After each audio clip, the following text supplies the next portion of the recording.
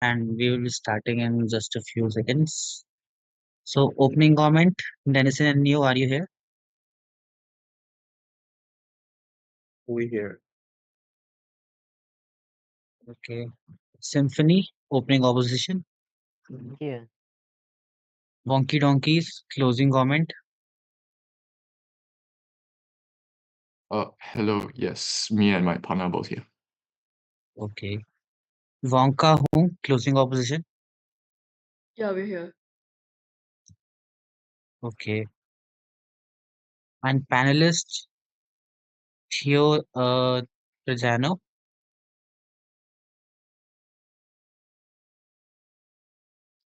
Hi everyone, my name is Saleem. All the best of luck. Oh, Saleem, you are also here. Okay, I just updated the tab.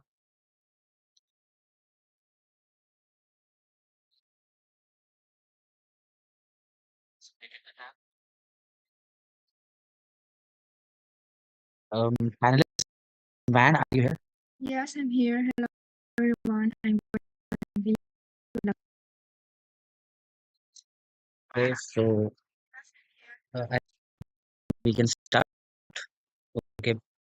First of all, I need all the teams to write their speaker names and roles in the chat, and then Prime Minister can start.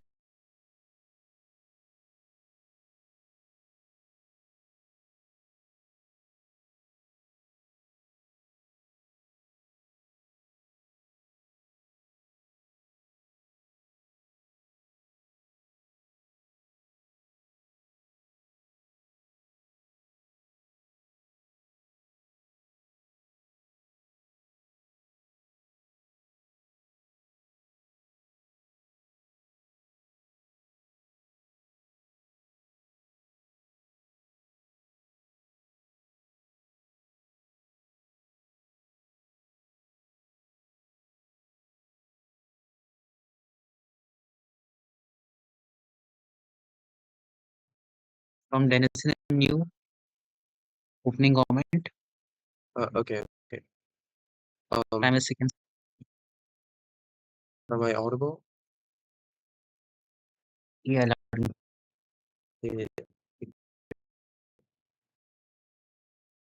message will start in 3, 2, 1. Two things I will prove here. One, what religion be is true in the practical world and in the practical world because one, no one has the absolute free will because everyone are affected by their background, by the way they are abroad and their races at the random birth at their birth at the beginning of their life, and they have the different factors to affect them like education, poor education or advanced education or social, and the culture can affect themselves in the first place. That's why they have the different background, have the different resources to develop. And why that is really bad because we have because they will put more burden on the free will one, because if the dominant society is the free will people, you will think that they can do, and the problem is themselves that they can choose another choice to be better, right? But this is untrue because they are limited in the freedom, limited by the background, by the resources in the first place. This create inequality because because in fact no one is equal, or no one the society is not equal, right? They as everyone not have the same opportunities or resources to exercise their free will. That's why they will that's why if they try to choose something, and in the first case they will feel they will regret because they are more likely to be to fail, right? Because when people remember that when people be affected or are affected by the free will religion, they will like in the 18 in the 18 or in the 16, right? That's why they have one, they are inexperienced, they are have no they are have not too much resources. If they are failed at that, that's they can have are likely to be to fail in that situation. And even when they are older, because it's not going to happen that they cannot seize all the world, right? That's why they can feel regretted, they can put more burden on their choices. That is the burden of themselves, but they don't count on the other factor, in the external factor, about the law of the society, about about the regulation of the government. That's why they will suffer more burden. Second, I believe that human in religion B will try to conflict and think everything is bad, because of their fault, because they think that they can see, or they are more likely to think that they are think that if they are a black man, they think that if they can be a white man, or like they can be a white man to criticize again the black man, right? And the white man again, right? Because they think that they think that they can do everything, uh of course, in reason, they can do everything, but in the if they can reasoning, if they think that it is makes sense, it makes sense, right? But the range of their makes sense is really vague, that he think that he can be, how he can do everything, he can do almost everything, that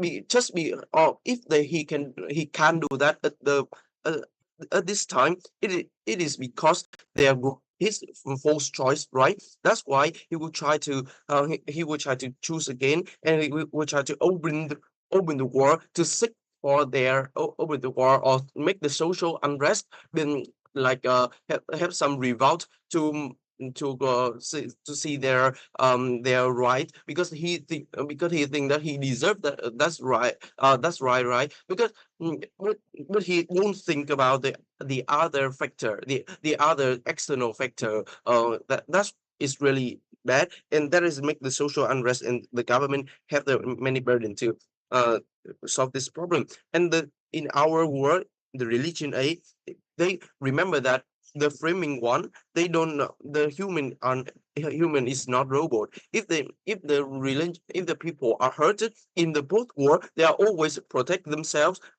as they are human, right? Because because that is the step aside from the apart from the religion. If they no thing, if they are hurted, the first thing they think is not about the religion. Immediately they think that they are hurted, they want to go get out of this. But second, I believe that second, I believe that everyone can want to seek for the happiness, right? Even they think happiness. And the framing three, I believe that the in the religion A, people don't know what exactly is destined to happen. What is what is supposed to happen. They don't know exactly. That's why in the process to seek for the truth, the process to find the outcome, they will try to protect themselves. They will try to study and learn. I'll frame the way that the off bench will say that in our world we can make, and we don't make any change. We believe that they don't know exactly what exactly is their death, right? They don't know their background when they are dead. That's why we believe that the process to find the outcome, they will try to do something to seek for their happiness, because everyone want their happiness, and they still study, learn to develop, because when develop. But in the and we are not affected deeply by the outcome, because we through this because and second, we have the more social pressure to develop, and the competitive, and we live in the capitalism worldwide, because many people seek for promotion. That is the social pressure for them to develop and not just step in the one place. And we think that in the outcome, the opposition war will try to put pressure on themselves because they do bad. But in our world, we think that it's fine because it is destined. Thank you. Okay, thank you, Prime Minister, for that speech. And I would like to add that please follow the pronoun and POI preferences as well. Now, leader of opposition, whenever they are ready, here. Hi, am I audible? Yeah, quite clear. Okay, thanks. Excuse me, sorry, Chair, for the interruption. Yes. Can we just request that the speaker speaks a bit louder? It's a bit soft on my end. Yeah, sure. Okay, thank you. Can you work on that? Hello? Hello? Is this okay now? Okay, yeah, that's much better. Thank you. Okay, Alright, better. sure. He, him pronouns, verbal POI, starting in a minute.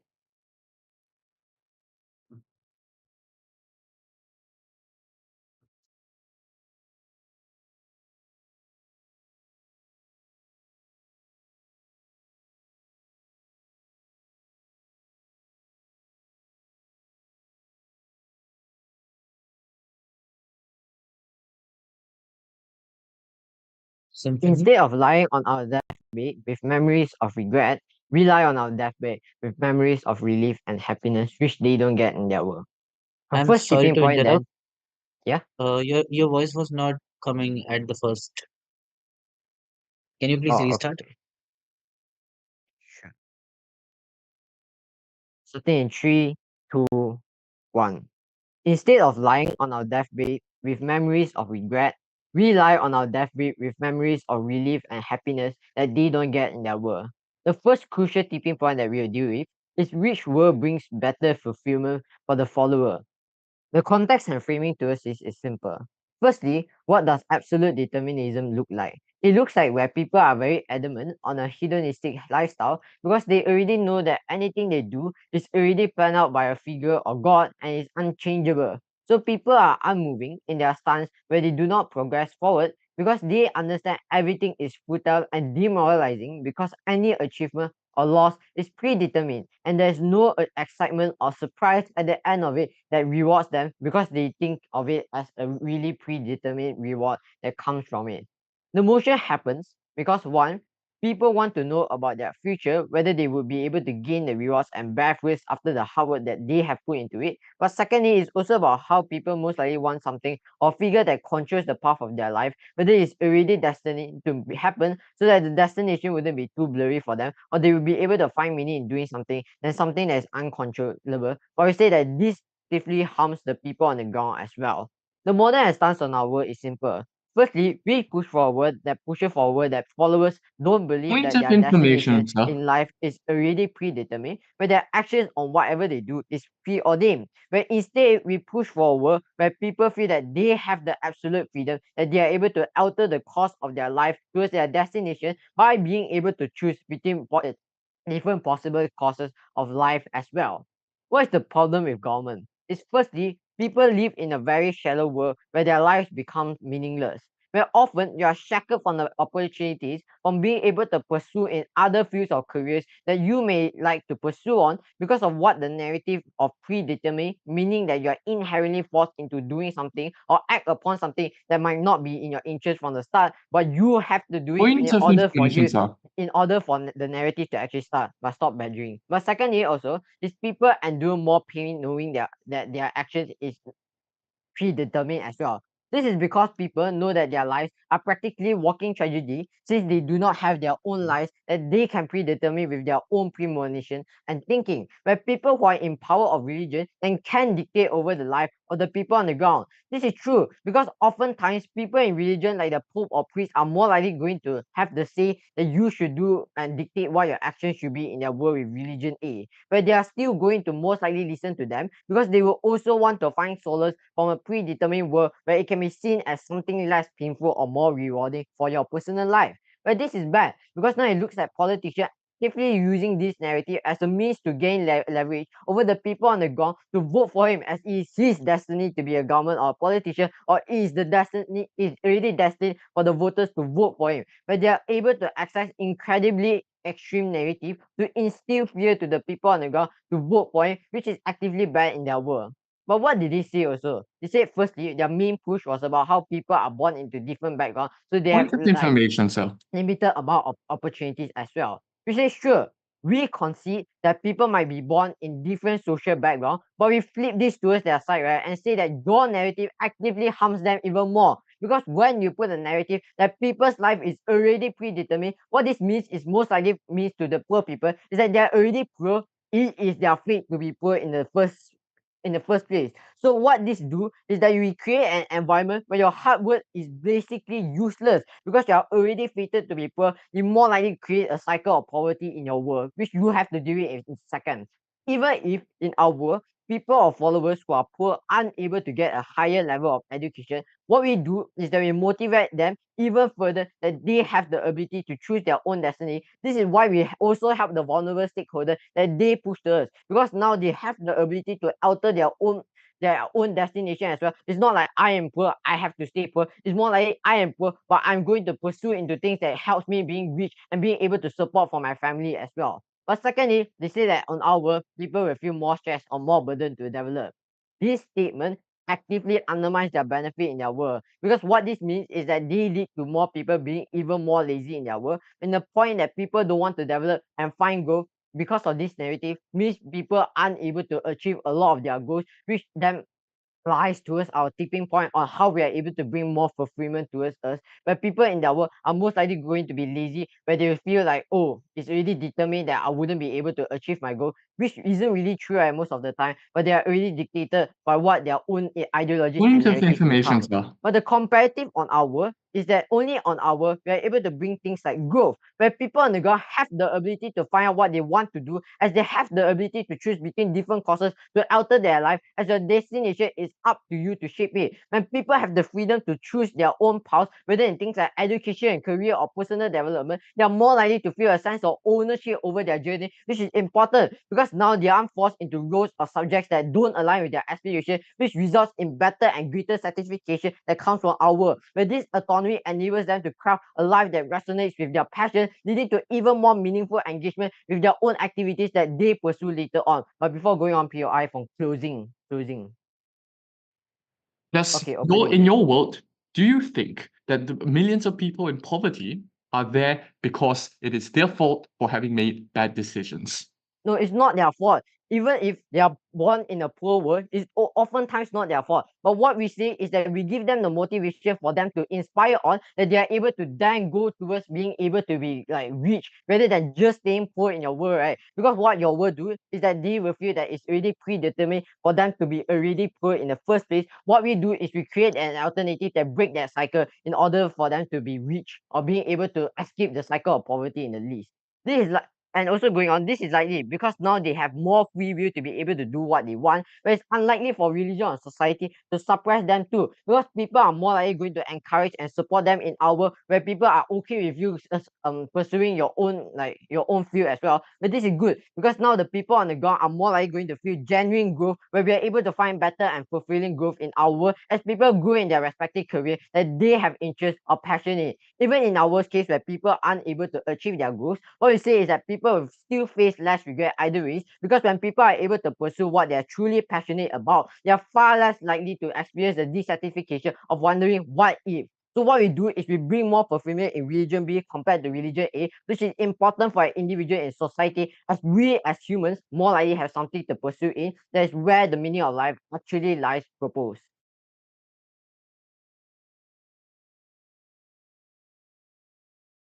Okay, thank you, Ella, for the fine speech. And one more thing, if someone is asking for a POI, you either accept or deny. Please don't just continue speaking. And if someone denies, please wait for 1 or 2 minutes more before asking another POI. And further on, please also declare your POI preferences, like how and when you are going to take it, the timings and the method. Okay, so now DPM whenever they are ready. Can I get 10 seconds to get my timer? Sure.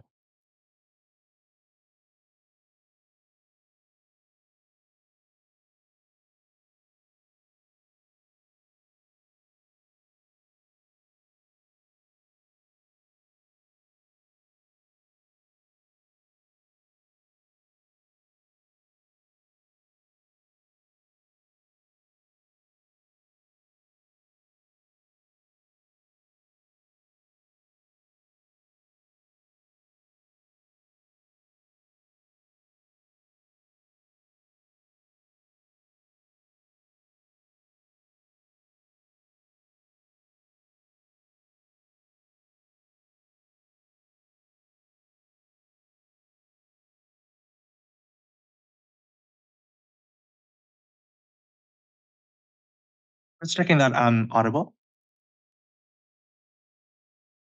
Yeah, clear. Okay. Speech will, he, him will take POIs verbally. Speech will begin in, excuse me, 5, 4, 3, 2, 1. The primary push coming from O, the people are hedonistic only on government side.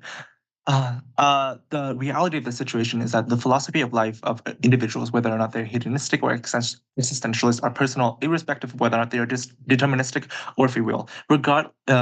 What this means is that regardless of whether or not your decisions are predetermined or not, the reason that you buy into hedonism or existentialism is based on your conception of meaning, happiness, and consequences, not because of any ontological differences between these two big religions, right? What are the implications?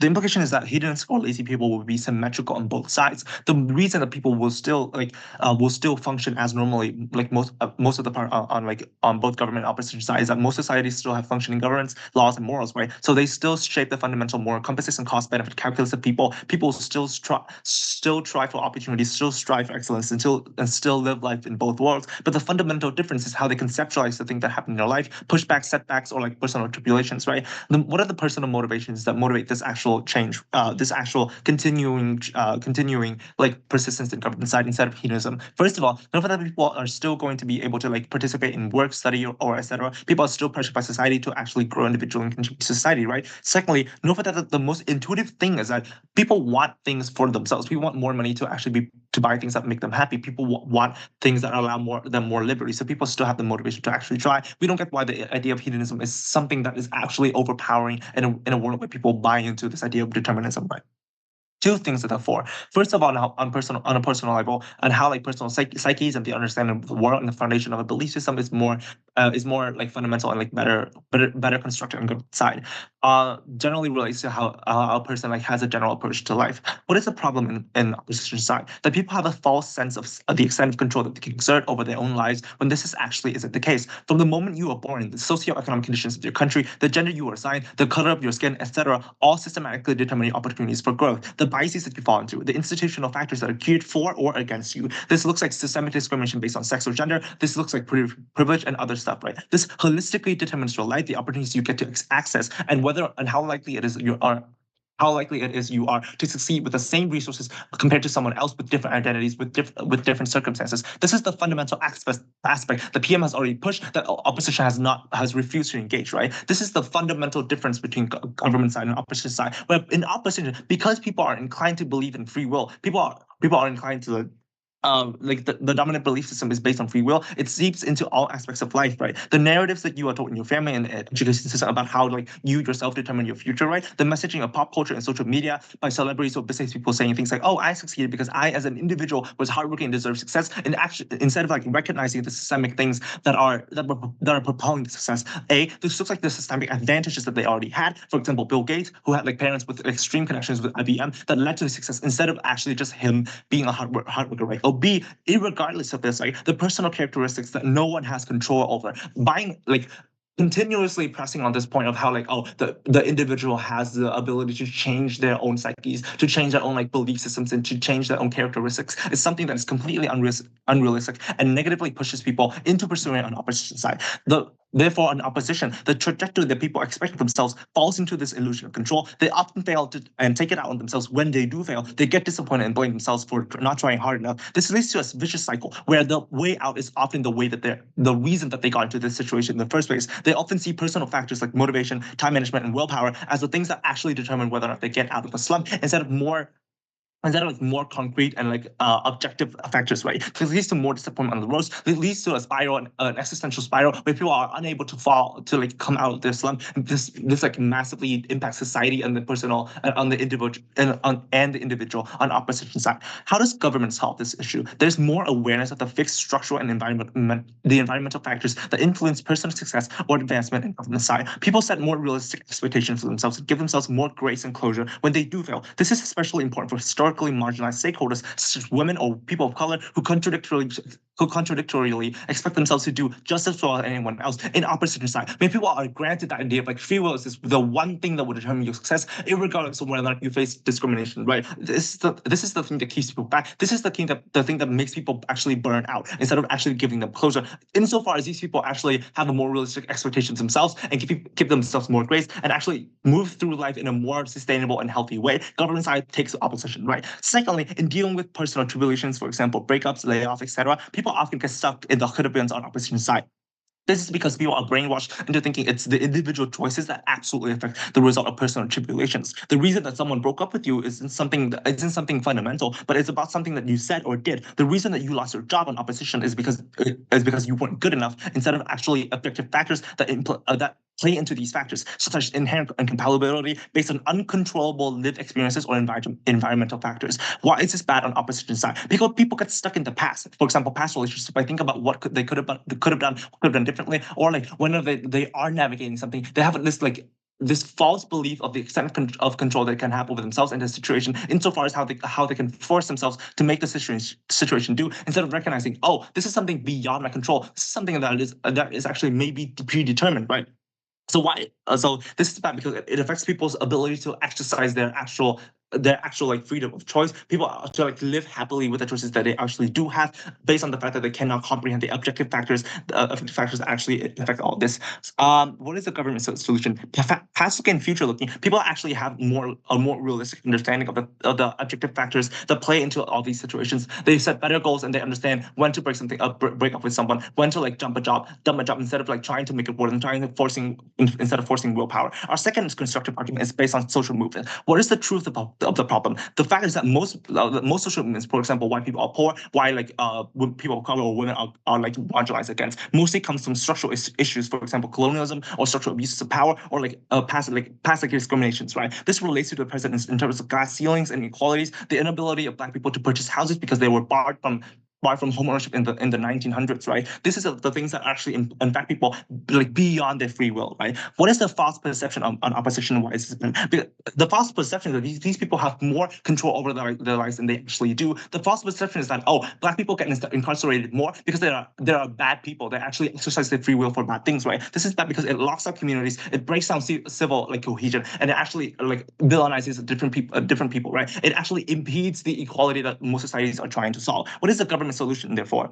So in recognition of the differences and how objective factors play into this, we have better, more concrete policy solutions in incorporating and solving these issues on both personal and structural levels, and how we protect and actually ensure the safety and catharsis of people on all levels for OG.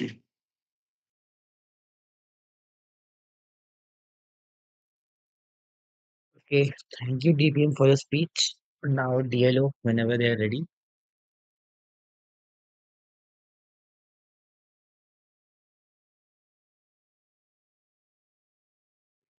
Is it okay if you give me a minute? I need to go to the washroom. Is that all right? Okay, please do it first.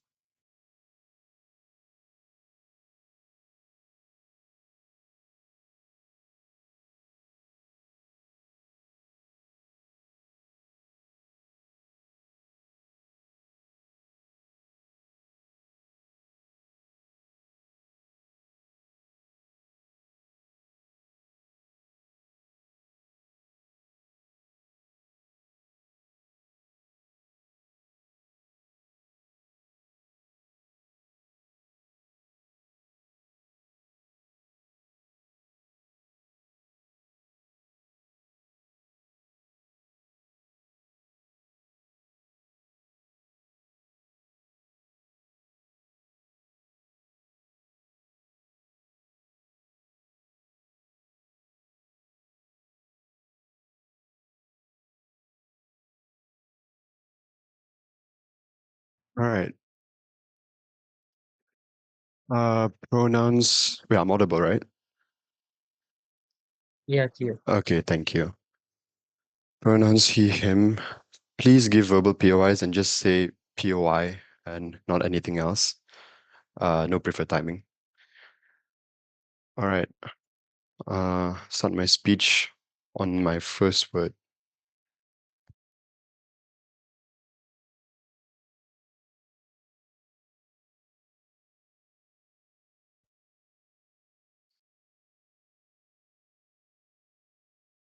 Side-opening government has pushed you many falsehoods that they've tried to make you believe, and I encourage you to look past the blunders they've proposed.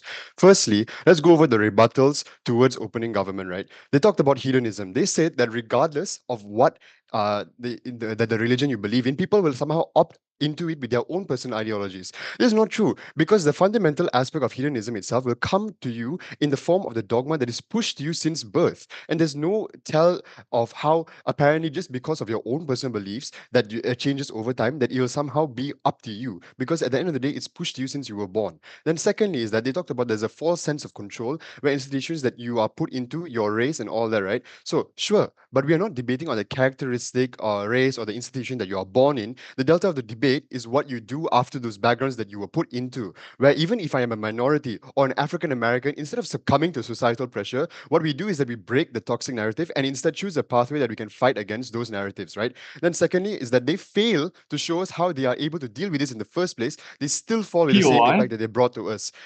People then third thing is that are rejected. The third thing is that people will feel bad when no reward, right? The second, so there's two layers to this. Firstly, this is not true because people who are pursuing in their own passions are less likely going to feel regret, right? In our world, where people are being able to pursue in something that they feel fulfilling is already good for them, which was already proven by first leader to no response, which was their downfall in their case. Second layer then is even if it is your world is worse because people in your world is still unlikely to be able to find rewards with the illusion of a predestined world as well. So what this means is that not only in their world would people find no reward, but what do you do is that people feel very worse when people in your world follow something they don't even have any passion or interest towards it. So even if people in our world feel bad, like they say, what you do is that you make it 10 times worse in government's world. The fourth thing is that there's fundamentally you are not good enough when you fail and people suck in the past, right? That's what they said. Then there's two things, which is that there's no analysis on why this is true in the first place from their side, so they've lost that. And but sure, even if you want this, because this is the way that people actually find actual growth and find a way to like having a breakup and go through it, they can POI. grow through it. This is good. And this is something that we have in our world. Rejected, I'll take you later. So arguments then. The thing is, government has pushed you falsehood and had proved you two things, which is that there's a justification towards crime in government's world. The context is simple. In a world where actions are predetermined, it allows for the pinning of actions onto the religion that proposed its predeterminers. Why is this true then? The religion is a dogma where certain ideologies and beliefs are pushed onto you in a certain manner, and these beliefs become a part of your life and a way of living. Second, then, is the people then are more likely to use this as a scapegoat to certain actions in ways that will eventually become a large issue if it were to be gone against, for example, putting someone in jail for an action they claim God told them to do, right? Why is this terrible then, panel? Which is the four things. First off, people feel a large sense of freedom that is unregulated and biased in the sense that they can do no wrong. Secondly, the idea of in the name of God and God told me to do so is pushed further as a valid narrative that people are allowed to use. Thirdly, then this gives further incentive towards bad-willed actors who have an interest and continuously have tried to find for reasons for their plotting schemes and actions, and it includes all kinds of crimes and whatsoever, not such as like rape, sexual assault, arson, and whatever. Right? Not only does this ruin the image of all religions and what religions stand for, but in this turn, it creates an POI. infection where it affects all the standings of all religions. I'll take you later, I said. Then fourth thing is it creates a domino effect where since it is a large and dominant religion, atheists and non-believers take it up as an opportunity to justify their actions as it leads to more structural scapegoat for these bad will actors to be allowed to walk free. Then panel, what is the comparative on our side? There's a disparity, right? And this is a good disparity. In opposition's world, we have a larger range and disparity between the determinism that is proposed and the free will, since of course religion will technically still exists, right? So which allows for a more selfless world. Why? Because people will be focused on the world around them and how they can contribute to the world and make it a better place. In government's world, they have to defend a world where all believers of the dominant religion A believe in an egocentric and selfish way of thinking and living. The second thing that comes on our world is a benefit is the autonomy of free will, which is indignant to all sapient beings, of course, all humans. Three things is that all individuals are still able to make the decisions they want to make and live how they want to live. And secondly, people are more human, because the choice of free will is what our sapiency stands on. And thirdly, if you take that away in their world, you aren't a human, you are government's walking lifeless body. Then the second thing on the bad thing is that people on the ground, the vulnerable stakeholders in the government's world, are hurt so bad. And there's two layers to this, or two things to this that have layers, right? Firstly, your trauma is predestined. That the personal trauma, Point like of for example, information. in a bit, personal trauma can include, but it's not limited to, like what I've said earlier about like abuse as a child, bullying from friends, and whatever. Right? These people are then led to believe the narrative that God, an almighty being that should have been there to protect you and care for you, deliberately put you through that pain with no closure to it, both in religion and most of the time even legally. The religion can somehow push the norm of what legally and morally bad is. And what does this look like then, panel? Where those in power of religion and the structural belief of the religion itself tell you indirectly that what has happened to you was God's plan, and push to you the narrative that what has happened was heavenly and somehow right. And again, before I go any further, yes, PY? Name me one real world religion that is A, deterministic, and has therefore caused people to become hedonistic and give up on Okay, thank you. But you cannot just focus on one example that you did not attack or even POI my arguments in the first place. That does not stand. So going onwards, the unjust legal actions that that we have in our in the government's world, which is that people are led to believe that false crimes and allegations that are pushed them are actually in the right and should be undertaken. In their world, people are led into a more depressing life and belief process where these people then do not even fight back on what they should be fighting back for, and they do not even protect their own self and their own image. The comparative then panel is very simple, because in our world, we actually have an exclusive benefit that government has left out: the free will of perspective. Instead of believing every single bad thing that has happened to these vulnerable stakeholders is God's plan and what was predetermined by your own belief system, they are able to perceive it and learn from it in their own way and own pace with their own understanding of the situation, rather than being what has been pushed to them. The people here are actually willing to do and would more than not fight back and defend themselves, because they are not shackled to the idea that, oh, they can't fight God's decision. This leads to a more positive world where people are able to protect themselves, are more happier. They do not fall into this trap of sadness that in government's world exists on a larger scale, and more predominantly will lead to a domino effect where majority of people who are under this religion, whether they are bad will or good actors or not, they will all be in some way or another affected mentally and physically, and therefore they do not stand, and we've taken our arguments above them, right? So what did we say, panel, at the end of this? What did we say, and how have we solved the delta of the debate? We gave a comparative that actively deals with the problem that they indirectly conceded in on their world, where their world also faces the same problem in our world, as people in their world wouldn't break out of things like poverty, as they said. They didn't show why their comparative solved this. We take this debate even at our worst. Also, we showed you how we get better fulfillment and growth and aligns with the incentive of people, of a person in society. This contributes a lot to the debate. For all those reasons, oppose.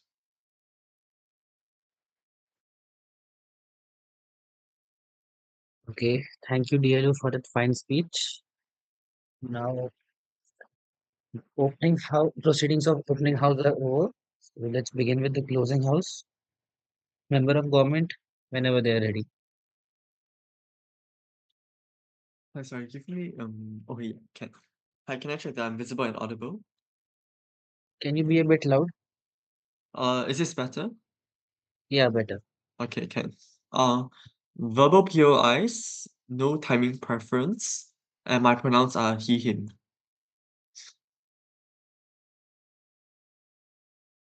We live in a world where fate might be deterministic, but that there is no way for people to make a meaningful judgment of what their fate entails.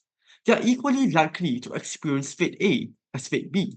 In other words, there is no difference in likelihood between infinite possibilities of fate, meaning that we must assume that people still act as if they have free will when it comes to choosing the kinds of decisions they make. What matters is the impact on the present, and the impact on the present is that there will be less discrimination against underprivileged. First, let's refute the problematic arguments opposition has made. The first argument that is a key to each of their separate arguments is that people will feel that there is no excitement in life. From our introduction, we've already explained that people will still think that they have free will when it comes to their individual decisions, so they will not just give up on their life. Furthermore, a predetermined life, in fact, gives more excitement and purpose to life, because deterministic religions gives everyone a fated determined purpose in life. So no matter who you are, you have a goal in life, and thus that will ground you into that belief, and thus no matter what setbacks you face, you know that you have a purpose in life and you will seek to fulfill it. Next point they raise up on how there will be too much authority to politicians.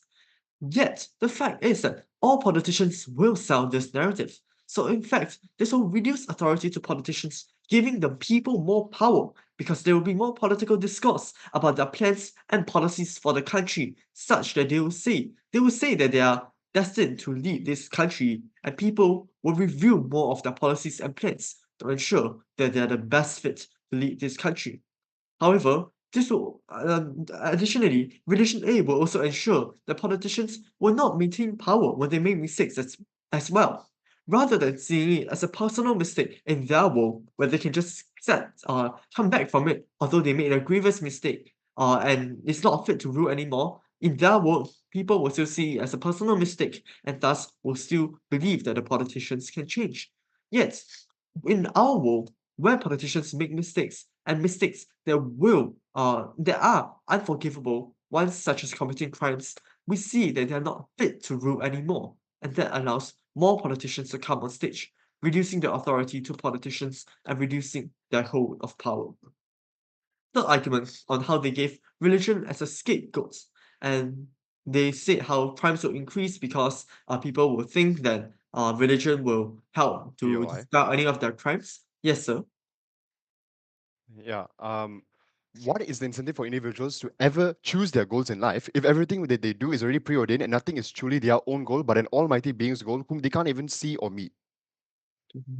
The fact is that firstly, we have already mentioned to you that people still have autonomy over their individual decisions. A predetermined life means that at the grand scheme of things, they will have a purpose in life.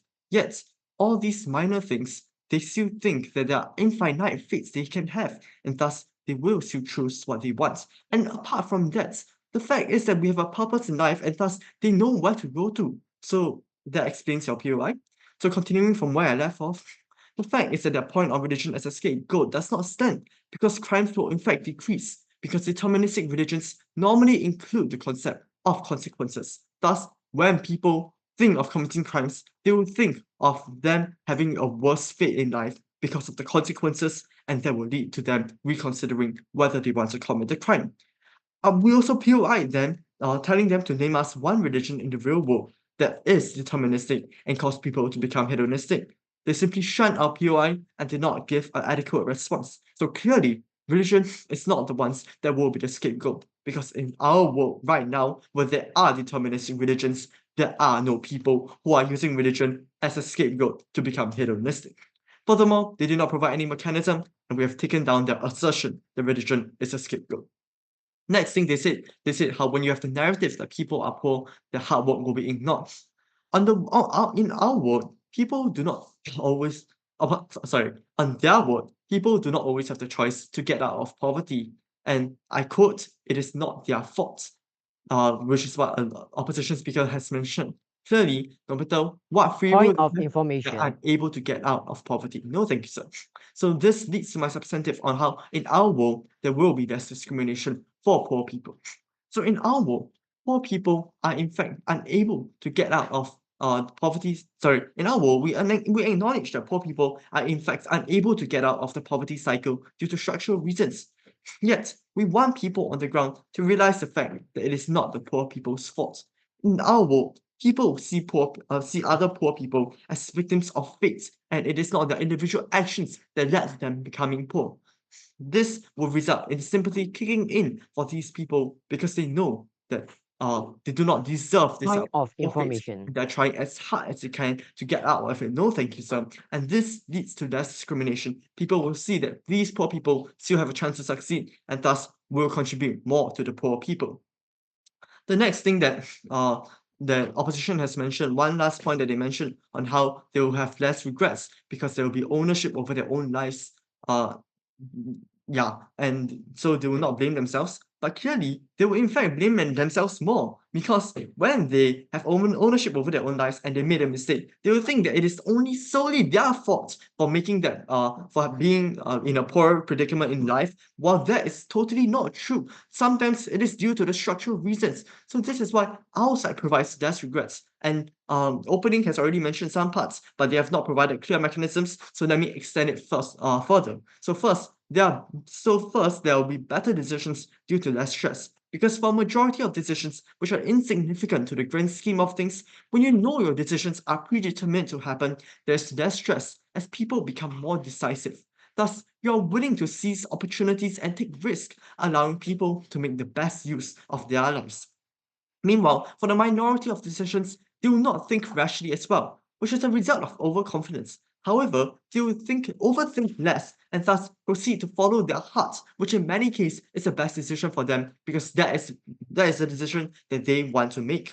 In fact, this will also reduce regret in the future further because they follow their heart and they know that everything is determined for them. So at the end of the day, if you believe that determinism will provide benefits, side with opposition. Thank you.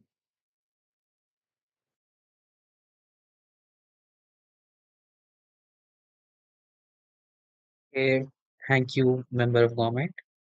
Now, member of opposition, whenever they are ready.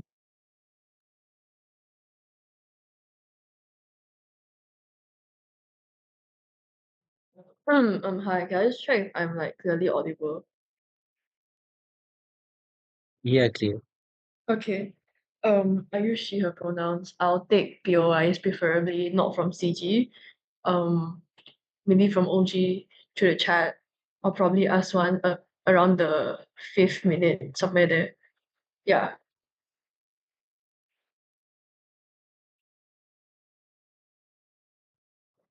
I'll start my speech in 3, 2, 1. CO is going to win this debate extremely simply. But firstly, I want to talk about 3 issues in the OO case. Because I think they largely talk about 3 things. OO talks about firstly on leverage and how religion is used to instill fear within the people. And then they also talk about the cycle of poverty that is going to exist and how it motivates poor people from going further. Then they talk about personal fulfillment and then they talk about free will and how this causes people to be happy. So how are we going to differentiate from that and how are we going to outweigh OO in this debate? I think very simply, firstly, is that OO talks about demotivation, but we're going to deal with the other side of this debate and tell you why this affects the most abhorrent people the most, why it affects the most die-hard religious followers that are going to use this as a form of justification for the abhorrent actions that they do, right? Then secondly, we're also going to talk about how we're also going to expand on vulnerability in the sense that we are going to deal with the most dominant religious nations that base even their legislature off of religion, since all doesn't deal with this demographic of people who are the most susceptible to religious like trauma and religious like guilt tripping and stuff like that, right? Then lastly, we are going to extend in terms of accountability and tell you how it further hinders people from actual personal fulfillment and how it further hinders people from actually like growing, right? So then we're going to win this debate and take out OO in terms of vulnerability, and we're also going to take out them in the sense of like societal narratives, right? So then on to 2 extensions. Firstly, on the lack of accountability. A few layers of analysis to this. Firstly, on how would bad people justify their actions through religion. We think that bad people, especially like religious followers who are bad, they likely justify their actions by saying that it is part of God's will and that God wanted me to do this as like my winter arc, or God wanted me to do this as part of my character development era, right? Like, note that this is the narrative that both OG and CG are going to posit to you insofar as they allow all types of actions to be predetermined by God. But why is this true, right? Because I think CG tries to escape from this and tell you that, oh, actually, people are still going to choose their own decisions. Like, yeah, obviously, they are still going to choose their own decision. They are still going to choose what they want to do. But the way in which they choose it and the way in which they allow themselves to choose bad choices and the way in which they allow themselves to do bad things is only exists under your side of the house insofar as you don't hold any form of accountability, insofar as you make it seem like God is agreeing to everything they do because everything that they want to do and everything that they will do is part of just basically God's will and part of what God wants you to do, right? This means that if I like hit my wife, instead of me saying sorry to her, what I will feel as like maybe like a die-hard religious follower, I'll probably feel something like, oh, actually, God wanted me to do this because He wants me to like, I don't know, grow as a person, or God wanted me to do this because my wife is a like, I don't know, she did something wrong, so God made me do this because of like whatever bullshit reason that they're going to give to you, right? So this means that this also makes people like not hold themselves accountable, right? And we think that this is bad, especially in cases of die-hard followers or extremely religious people, or especially in countries where the dominant narrative is religion, or where countries like quite literally base their own legislation and their own courts based off religion, right? But why is it so bad in those countries in and of itself? Because if the dominant religion quite literally is telling you that everything is predetermined and everything or that happens is part of what God wants you to do, it means that the likelihood of these countries, especially predominant, like especially where religious is the most dominant thing, especially where countries that are inherently like sexist and have a lot of societal like structural issues, we think then that especially in these nations that you're likely going to let people get away with doing bad things. You're likely going to let these people justify their horrible actions with narratives like, oh, God wanted me to do this, or with narratives like, actually it's not that bad because everything that I do is part of what God made me to do, right? So the comparative on CO is very simple. Is that when we let people believe that they are making their own decisions, when we let people believe that they are their own person, and that the fact that everything that they do is part of their own choice and not God's choice, we think then that this is likely going to hold people accountable, because when I do bad things, nobody can frame it and say that, oh, actually God made me do this. Nobody can frame it and say that, oh, actually I only did this because God told me to do it. No. So now under CO, what's going to happen is that people are going to hold you accountable, because everything that you do is part of your own free will. Everything that you do is part of what you are choosing, right? Not part of what God is telling you to do. But before I move on to my next like extension, I'll take a point from opening. Okay, closing. Okay. Your side think that Islam advocates for terrorism. Do what the flip? Like, okay, we are not talking about Islam right now. We are talking about the religion A that you need to defend. The world in which you need to debate in is a world where religion A, where everything is predetermined by God, and where everything is predetermined by your religion, is going to be the dominant narrative. But yeah, sure, even if Islam doesn't advocate for terrorism, what happens, right, is that people use it to justify themselves, right? They justify it by saying that, oh, actually, the Holy Spirit possessed me to do this or something like that. They justify it by saying that, oh, actually, this is part of God's will and that this is like meant for us to develop or something like that, right? Like even in the worst case scenario where people actually do bad things in the name of religion, it's going to be so much worse under your side of the house, under OG and CG, because you don't hold them accountable, because you let them get away with it and believe that it's actually part of God's will, right? And the reason that this is so bad is because now people refuse to see that their own actions are wrong. People refuse to see that what they're doing is stupid. They now like just blame it on the religion. They now just blame it on the fact that, oh, actually, I'm only doing this because of what I'm like forced to do because of my religion, stuff like that, right?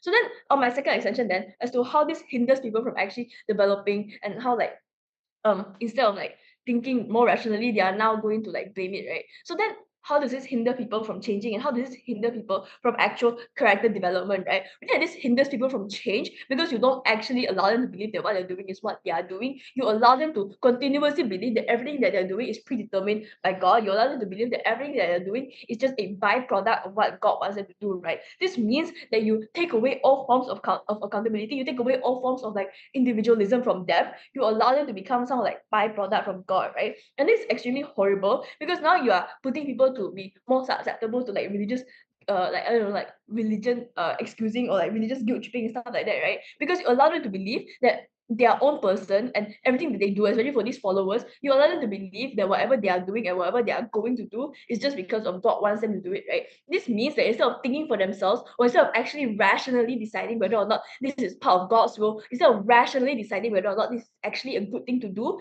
they're just going to do it. And yeah, then afterwards, when they realize it's not good, they're just going to say, oh, you know what, that's fine, I just did it because of God, right? So then why is it different under CO, and why is it that people are better off on CO? We think very simple is that firstly, we actually are able to hold these people accountable. And note that the reason that this accountability is so important is because if you let people keep getting away with doing abhorrent things, nobody is actually going to stop. What's likely going to happen on OG and CG is that you continuously let them like do bad things. You continuously hold nobody accountable, and it's extremely bad. It causes the world to be extremely unsafe, because now people think that they can touch little kids and blame it on God. They can do things like steal and then blame it on God, right? So these are the things that OG and CG are positing to you. I mean that this is extremely abhorrent. We think that this extremely hinders people from actually holding themselves accountable. And then what CO did in this debate, we also talk about things like religiously dominated countries where they are using religion as a form of like legislature, right? This means that we already proved to you why, if you use religion A as a dominant religion, why is likely to trickle down into this law, and why is it going to trickle down into the lack of accountability for all those reasons, CO.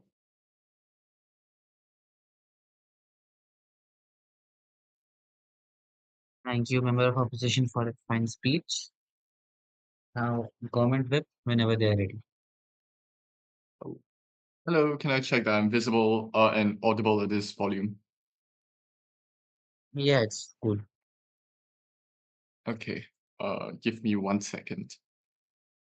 Okay, my preferred pronouns are he, him. Verbal POIs I will be checking the chat. And you can just POI from the first name. Doesn't really matter to me. Okay.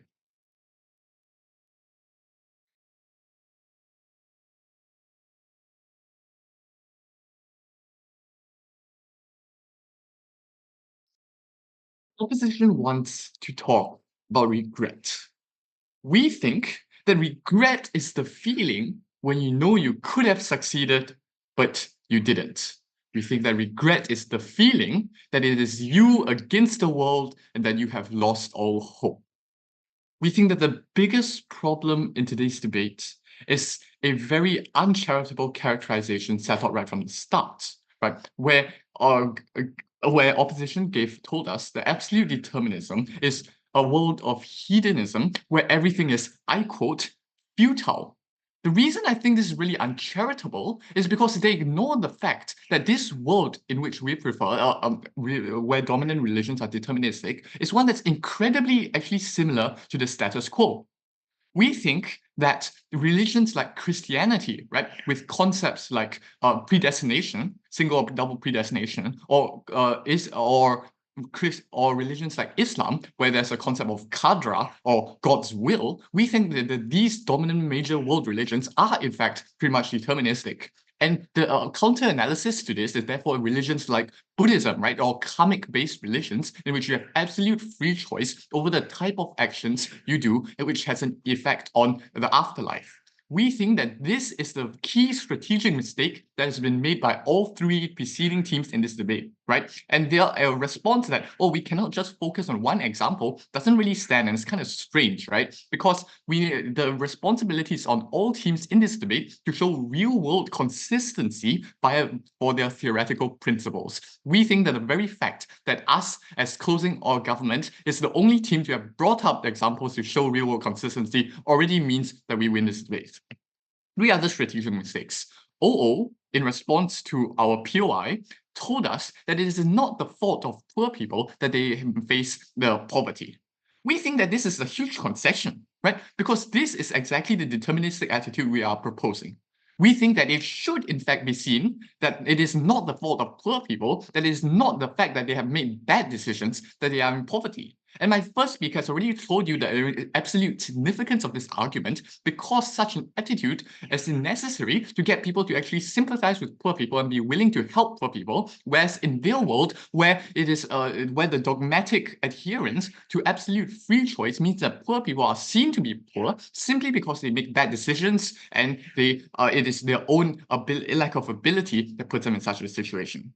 We think that the second largest strategic mistake is it comes also between OO and CO, right? Because OO runs a large case that gives us something along the lines of there's no regret for your decisions. Where CO flips that around and tells us with free choice, you'll be held accountable for decisions.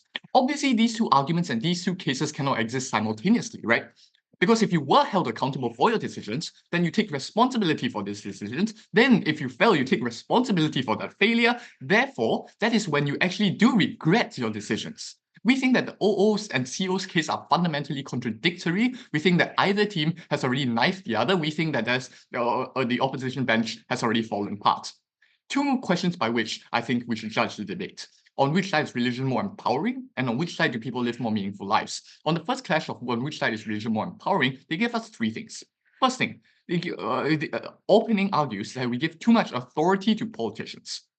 2 responses. 1, I think this is a really strange argument to make, right? Because democracy still protects the element of choice as to what politician you put in office. But B, why was fine with free choice in this area and not with fate? It's because there's a huge difference, right? You can change the politicians you put in office if they make a mistake, but it is fundamentally quite difficult, I think, to change your past decisions. We think that this is a really strange argument, and anyway, they didn't spend too much time on it. Second push, with choice, people are empowered to get out of poverty. We think that this is super naive and insulting to the millions of poor people around the world. 3 responses. 1, that no, they just can't, right? There are multiple structural reasons stopping poor people from getting out of poverty, things like lack of education and the lack of money to even access the education in the first place. Second response, we think that in their world, where it's a matter of choice, we think that they have even less motivation to get out of poverty because they blame themselves for being in poverty. They think it's their own bad decisions that put them in the first place. So therefore, they are less likely to have the motivation to actually use their same decisions to get out of the situation. I'll take you in a moment.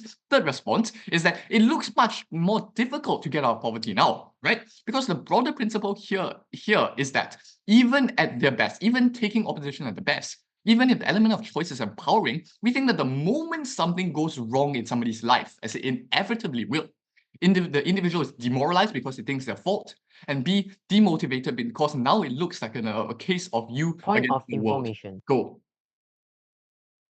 Okay, how does your work give a narrative for poor people in the first place? Because what you do is that you create a narrative that God put them there because they were meant to be poor in the first place. We think that the propositions, the opening government's characterization stands. It's not just God that's put them in the first place, it's structural societal reasons that have fated them to poverty. Therefore, because they are fated to poverty, and not because they willingly chose poverty because of bad decisions, well, as my first speaker has brought to you in this very substantive argument, he tells us that poor people are more likely to help poor people because they sympathize with them and know that's not their fault. So therefore, there's a actual reason for helping poor people get out of poverty. We win this clash. Clash 2. Which side do people live more meaningful lives? The first argument they give us is the people get more ownership, but A, we've already shown you how they tend to blame themselves, and B, there's a now with determinism, you have a definite purpose in life because you know that there's an ultimate outcome, aka you're more motivated to pursue that eventual outcome. But the biggest clash here is on the point of accountability. And here I have 4 responses. Number 1, note that first of all, by running this argument, there's already an increasingly shrinking world inside opposition. At the start, they were talking about, oh, we empower everybody. Now at the end, they're talking about irrational, violent actors acting contrary to religious principles committing act of terrorism. We think that this is already a failure on the side. But our second actual response is that in the absence of the idea of free choice, moral frameworks still exist, right? The examples we give you are that Islam condemns terrorism and Christianity condemns the Crusades. We think that moral principles are still here to hold them accountable. The response. We think that the accountability is worse on their side because on their world, people claim the right to free choice as an arbitrary justification of any choice they make. AKA, just as people use free speech as justification for hate speech, we think people use free choice for justifying deliberately bad choices. At the best, we help the poor people, we help the disadvantaged. Very proud to host.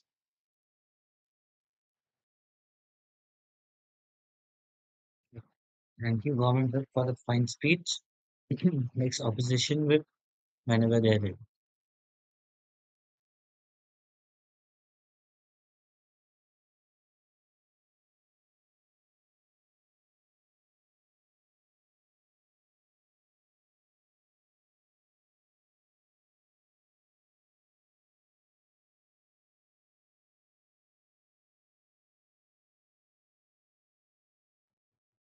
Oh, Can you just make sure I'm audible? Sorry. yeah, yeah. Okay, thank you.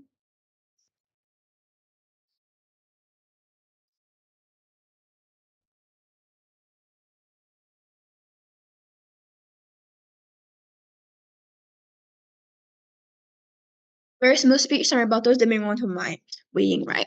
But let's talk about firstly what Oyi told us. They give us an argument on why religion B is not applicable to a realistic society. I think firstly, when you talk about how no one has absolute free will because they are born into a predetermined factors such as your race, education, socioeconomic status, etc., they're limited with their freedom to do whatever they want, hence they cannot exercise their free will like they claim. I think firstly it's totally false because I think a non-religious society is more likely to believe that people have free will despite their social status compared to outside the house where they want society to believe that everything is happened in their life is predetermined, right? But then again, they give another argument on how like there's an intention to conflict everything on the outside the house because people have a false sense of control, like they say on the outside the house. But I think firstly, not the lack of clear analysis on his like white or black man example, and then he moves on to talk about hurt and happiness. I'm just left very unclear. But I think if anything, people on the outside the house would think that these sad and negative events occur in their life are predetermined and therefore they are less likely to actually change and come out of whatever negative circumstances they are in, right? But sure, let's say both sides of the house, people people seek to develop themselves and gain happiness, right? PM claims that people on their side of the house will be affected by the social pressure to change for the better, which I think is not true, because people on both sides of the house will be happy when everything is well, but when the crisis occurs, people on Gulf side of the house will think that, oh, it's meant to be because it's written in their books long ago before they're even born. They're in no position to change it because it's God's will anyways. This means that they have an incentive to change. This means that they have no incentive to change, like he claims on Gulf side of the house, because they believe that no matter what they do, their humanistic actions will never be actually more powerful than the will of God, right? But even if you take outside the house, the worst case scenario, right, people think that they're devastated. They blame themselves for whatever bad happens in their life. They think that people on outside the house, I think people on outside the house will be more incentives to put an effort to actually change their bad circumstances, insofar as they believe they actually have the free will and the power to change themselves for a better life.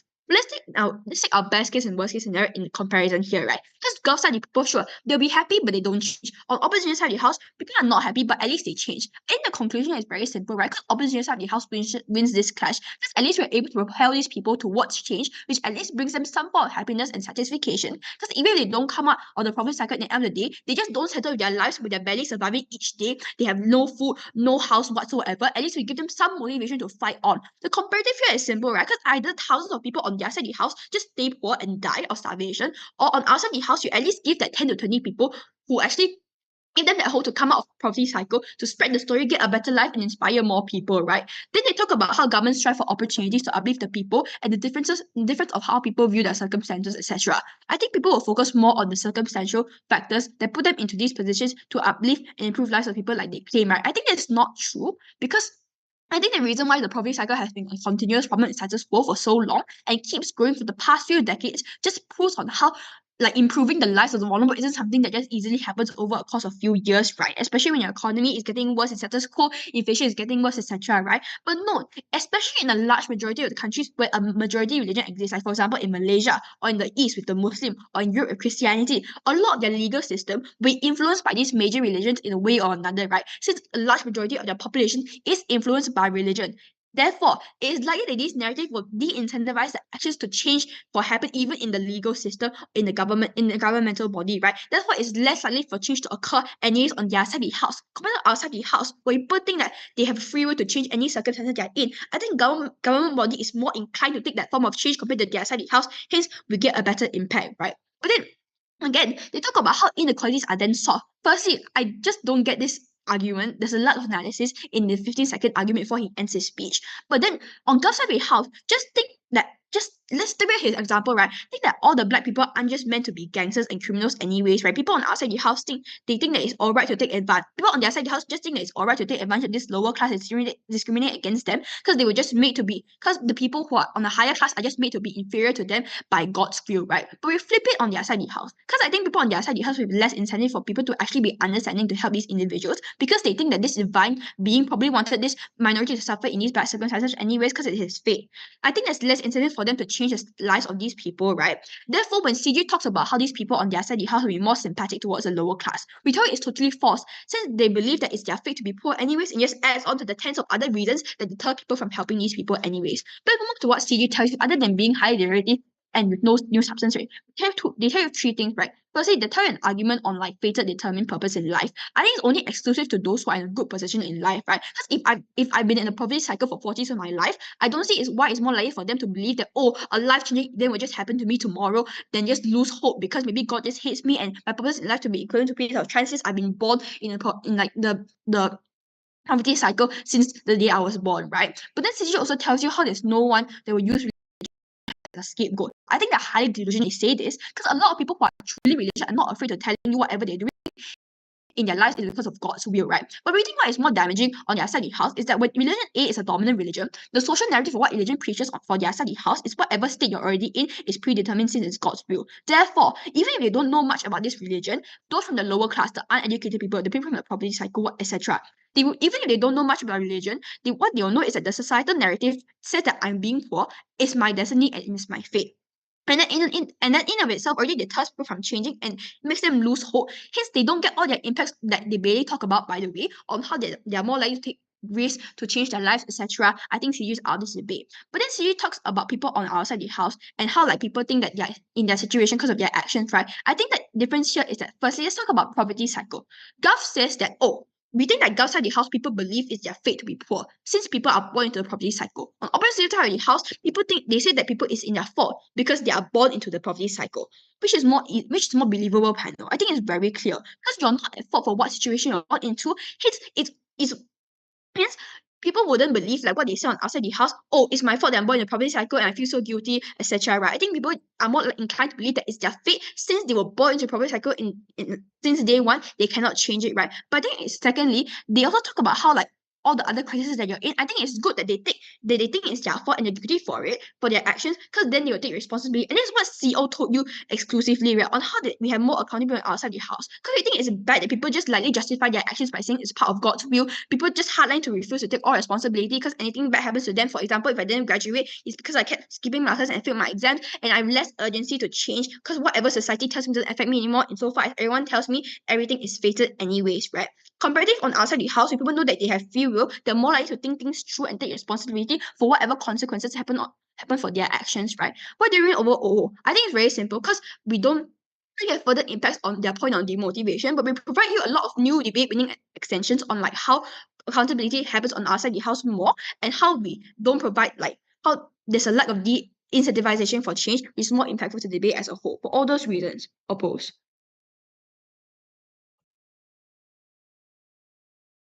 Thank you, opposition group, for the fine speech. So the proceedings of closed house and both the houses are over.